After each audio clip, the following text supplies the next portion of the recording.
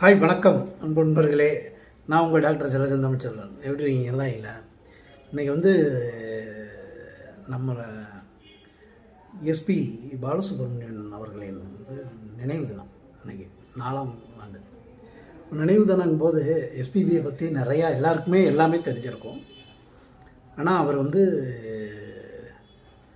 நம்ம இந்திய மொழியில் 16 லாங்குவேஜில் பாட்டு பாடியிருக்காரு. சுமார் 50,000 பாடல் அவர் பாடி கின்னஸ் ரெக்கார்டு படைச்சிருக்கிறாரு.